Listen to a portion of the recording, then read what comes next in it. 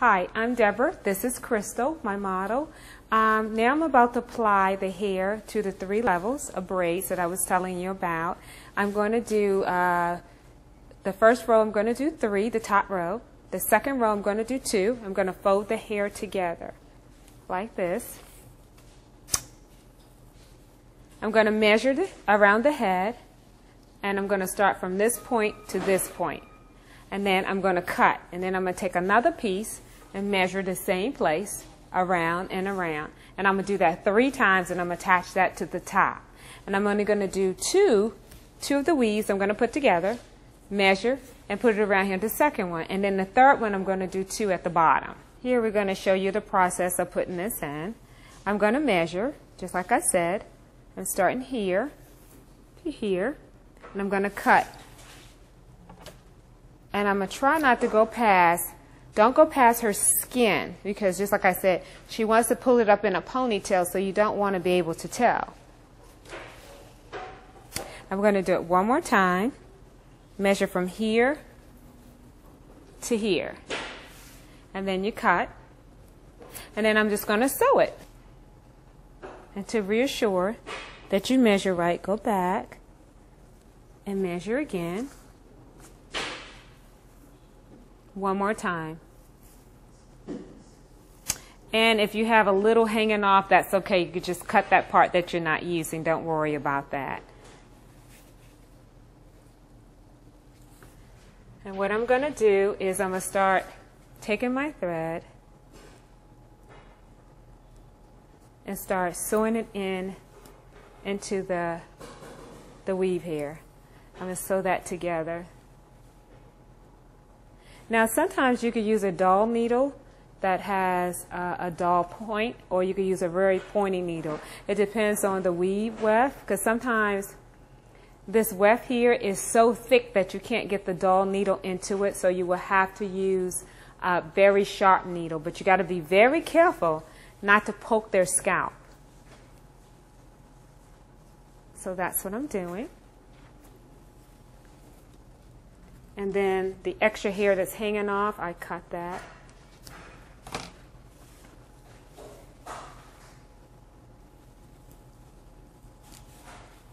And make sure you clip the hair out your way so you can see what you're doing. And then I'm going to start sewing the hair onto the braid.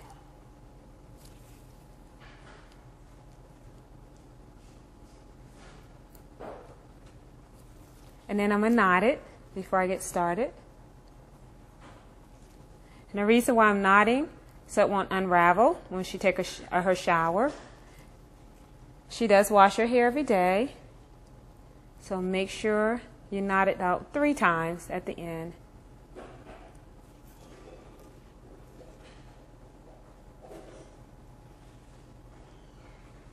And then you just proceed.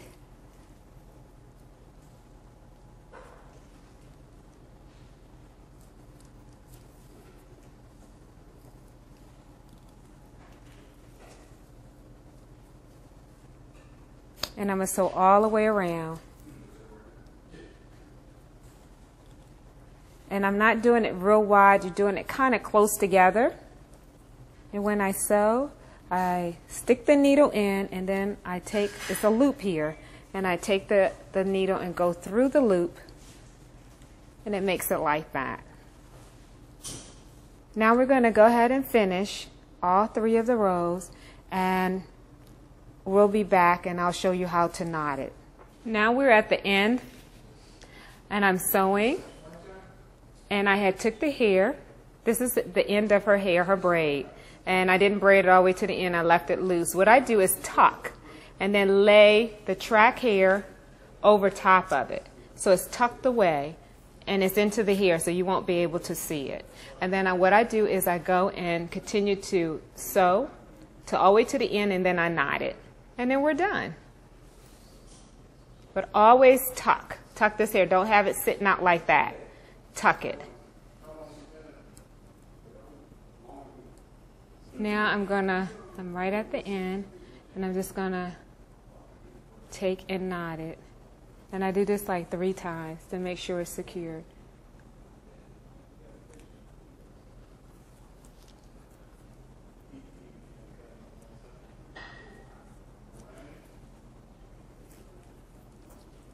take and you cut here. And then you take and open up your thread.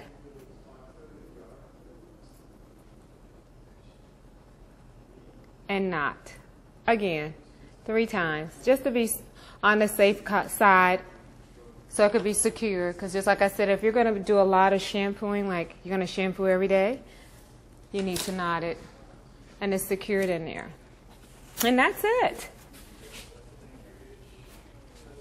Turn her around.